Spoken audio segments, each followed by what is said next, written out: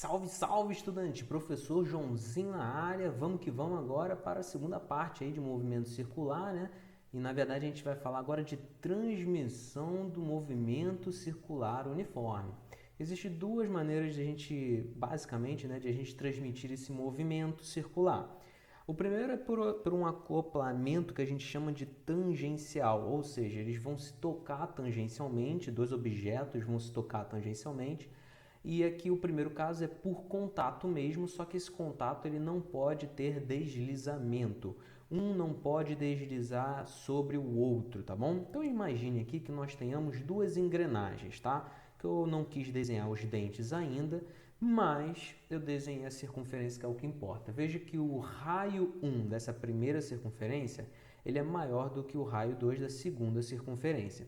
E eles vão se tocar aqui nesse ponto, né? Nesse único ponto, idealmente falando.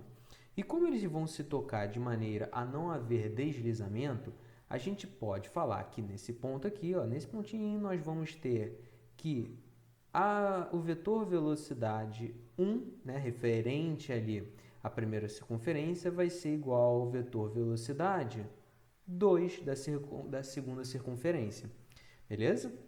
Só que na verdade, essa velocidade, ou melhor dizendo, o módulo dessa velocidade, vai ser igual em toda a periferia, em todos os pontos periféricos, de maneira que sempre que eles se toquem aqui nesse ponto, não haja deslizamento. Então nós podemos dizer que o módulo da velocidade 1 é igual ao módulo da velocidade 2, tá bom? Vejam que eu estou colocando, fazendo questão de colocar bem metódico mesmo o módulo, porque veja que depois esse ponto aqui ele vai parar mais embaixo, né?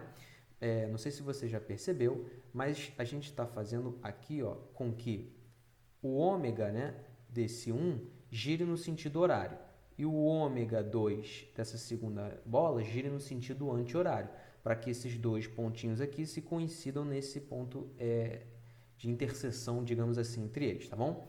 Mas aí esse vetor velocidade linear, ele vai parar aqui depois de um certo tempo. Assim como no mesmo tempo, depois de um certo tempo, melhor dizendo, né, esse vetor V2 vai passar para cá. E aí vamos ter um vetor apontando para lá, V2, e um vetor V1 apontando para cá. Então a gente não pode dizer que o vetor velocidade é igual sempre, não. A gente pode dizer que o módulo, né, dessa velocidade ali é igual nos pontos periféricos, mas em módulo. Dito isso, gente, agora a gente pode sair construindo relações aqui de maneira a gente perceber o que a gente pode relacionar de algumas grandezas que já conhecemos. Mas isso aqui é o ponto de partida, tá bom? A gente lembra, por exemplo, que V é igual a ômega, né? Então, ômega 1 R1 é igual a ômega 2 R2. Beleza? Então, essa aqui é uma outra relação. E aí a gente percebe que o produto de duas grandezas, quando é sempre constante, é porque elas são inversamente proporcionais. Então, se um aumenta, o outro diminui proporcionalmente, tá bom? Lembrando que ômega é 2π sobre t, nós temos aqui, ó, se a gente lembrar que ômega é 2π sobre o período, a gente vai ganhar que 2π sobre t, T1, né, R1, é igual a 2π sobre T2, R2. E aí vamos cancelar dos dois lados 2π e vai sobrar ali pra gente. Espera aí que eu botei RR aqui, né? Meu Deus do céu. É R1, cabeção. E aí nós vamos ter a razão entre R1, T1, R2, T2. Essa é uma outra relação, beleza? Que você pode guardar aí na sua cabecinha. Mas ao invés de ter, por exemplo, 2π sobre t, eu poderia ter escrito 2πf. E aí com 2πf, substituindo aqui na primeira equação, a gente ganharia o quê, né? A gente ganharia que F1 vezes R1 é igual a F2 vezes R2, tá bom? Eu já estou dando uma simplificada, tirando 2π da jogada, porque eu acho que você já percebeu que ele vai ser cancelado também dos dois lados. Então veja que a gente tem 1, 2, 3, 4 equações ali. É para você decorar isso tudo? Claro que não, meu amor. Eu quero que você lembre que o ponto de partida é V1 igual a V2. né? E aí você vai construindo todas essas outras relações. Então, vimos agora o acoplamento tangencial por contato sem deslizamento. Só que pode existir um acoplamento tangencial, também chamado por correia, que é esse aqui, ó. Vamos perceber que os pontos periféricos, eles continuam tendo a mesma relação de velocidade linear. Veja que a velocidade com que a correia anda nesse ponto aqui, que eu vou chamar de V1, tem que ser igual a esse ponto aqui. Tem que ser igual a esse ponto aqui, que eu vou chamar de V2. Mas ela tem que andar de maneira sempre a não ter um deslizamento, porque se tiver algum deslizamento, aí a correia vai dar aquela enroscada, né? Vai dar aquela, deixa eu tentar representar aqui para você, vai dar aquela enroscadinha assim, né? Vai ficar tudo emaranhado e a gente não quer isso. Então, de novo, nós vamos ter a condição de que o módulo da velocidade V1 tem que ser igual ao módulo da velocidade V2. E aí, gente, se é a mesma coisa, a gente vai ganhar as mesmas relações que a gente deduziu aqui, tá? A gente vai ter ômega1 R1 igual a ômega2 R2. Então, vamos lá.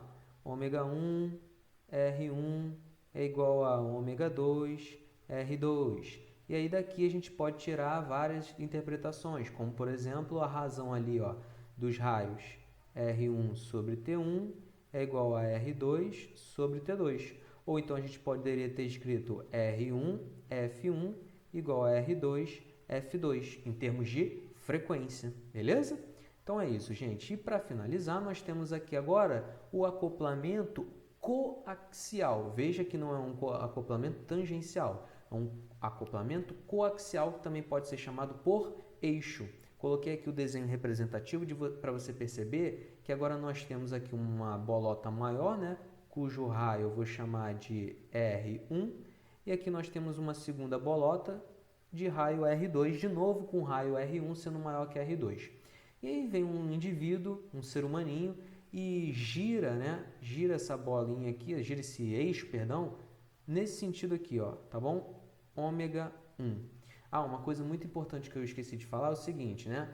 É que aqui agora, no por correia, a gente vai ter as duas bolotinhas girando no mesmo sentido de velocidade angular, tá bom? Ó, ômega 1 e ômega 2 tem o mesmo sentido. Aqui nós tínhamos os sentidos contrários, tá? Apesar de as deduções serem iguais, só muda isso, tá bom? Os sentidos aqui serem contrários. Bom, voltando para cá, nós temos então ali, ó, um candango girando, né, o eixo para um certo sentido, que eu vou definir aqui como sentido horário para a gente. Eu estou chamando isso de ômega, ômega apenas. Vamos perceber que, como está todo mundo ligado pelo mesmo eixo, esse raio R2 aqui, essa bolota R2, vai girar com uma velocidade ômega 2, mas que vai ser a mesma velocidade angular, porque ela está ligada por um eixo, ela está vinculada, né, nesse sistema através de um eixo que faz com que todo mundo gire com a mesma velocidade angular. Então, apesar de ser ômega 2, isso aqui vai ser ômega também, né? Porque quem começou a girar isso tudo foi o indivíduo ser humaninho. Então, aqui, ó, também vai girar com uma velocidade ômega 1, que na verdade vai ser o ômega também, tá bom? Então, num acoplamento coaxial, num acoplamento por eixos, nós temos que o ômega 1 é igual ao ômega 2, alright? E por ser iguais, aí a gente vai falar que a velocidade, o módulo da velocidade 1 dividido pelo raio de 1 é igual ao módulo da velocidade de 2 dividido pelo raio de 2. Então, isso é uma outra relação importante também que você tem que ter aí no seu coraçãozinho. Mas, gente, olha só, de novo lembrando, ômega é igual a 2π sobre Tzão, que também pode ser escrito como 2π vezes a frequência de rotação, certo? Mas, gente, 2π não muda. Se você comparar ômega 1 com ômega 2, você vai escrever 2π sobre T1 igual a 2π sobre T2. Ou então, se você escrever em termos de frequência, vai ser 2πf1 igual a 2πf2. O 2π não faz diferença quando você quiser comparar duas circunferências, duas polias, né? Dois sistemas. Então, daqui a gente pode escrever que T1 é igual a T2. E também podemos escrever que a frequência de 1 é igual à frequência de 2. Nós temos essas relações aqui muito importantes também quando tem um acoplamento por eixo, tá bom? A velocidade angular é igual, bem como o período de rotação é igual, assim como a frequência de rotação também é igual para todos, tá bom? Então, resumo final é: em movimento circular uniforme, nós temos grandezas angulares novas, deslocamento angular, velocidade angular, aceleração angular e aqui as unidades no sistema internacional. As relações mais importantes é o V igual a ômega R, A igual a alfa R, né, de aceleração e aceleração angular. As transmissões de movimento circular uniforme, nós temos ali por acoplamento tangencial, e aí tem por contato e por correia, onde o módulo das velocidades são iguais. E por fim, nós temos um acoplamento coaxial, também chamado por eixo, onde as velocidades angulares são iguais. Tudo bem? E aí a gente tem essas relações novas aqui que acabamos de ver, tá bom? Então finalizamos aqui a segunda parte do movimento circular. Espero que você tenha gostado. Valeu, valeu. Fui!